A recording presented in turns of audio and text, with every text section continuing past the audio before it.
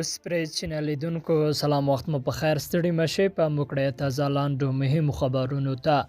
سلی وای حقانی ډله په مالیې وزارت کې تر ټولو لویه برخه غواړي د پخوانی ولسمشر لمړي مرستیال امرالله سلی وای چې مالیې وزارت د حقانی ترګر ډلې په لاس کې دی او دوی په دې وزارت کې تر ټولو لویه برخه غواړي نوموړي په خپل ټویټر باندې لیکلي چې دوی په خپل غونډو کې د ژمي پر رسیدو سره د اړمنو کسانو وضعیت په اړه هیڅ ډول خبرې نه دي کړې او کوم پلان ورته نه لري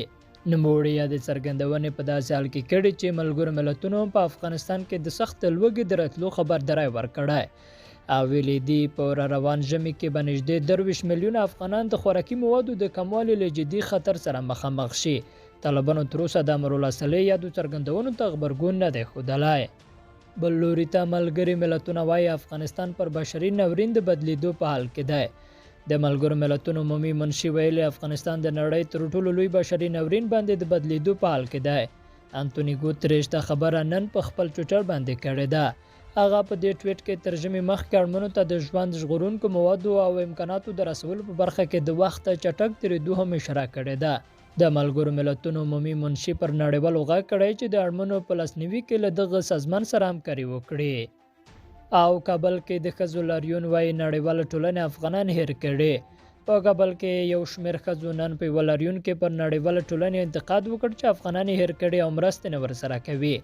د مظاهرې ګډونوالو کسوم شکایت وکړ چې طالبانو لاریون ته سمې پرې نه ښودې خو بیا هم په خپلو شعارونو کې نړیواله ټولنه ملامته کړه چې د دوی په خبره افغانستان پر روان بشري سیاسي او اقتصادي وضعیت باندې چوپتیا غوره کړې دوی انتقاد وکړ چې نړیواله ټولنه او ملګري ملتونو افغانستان او دغه هیواد خلک هیر کړي او دا چې مرسته نه ورسره کوي د مظاهرې تنظیمونکي ازادي راډیو ته د نننۍ اعتراض ځینې ویډیوګانې هم استولې دي دغه ښځو داسې وخت په ملګرو ملتونو او نړیواله ټولنې انتقاد وکړ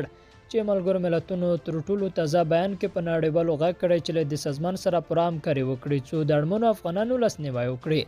ملګرو ملتونو ویلي د افغانستان نیمایي نفوس له لوږې سره مخ دی او که مرستې ونه شي لوی بشري ناورین به په پېښېدو دی لیدونکو له ملتیا مننه ښې چاره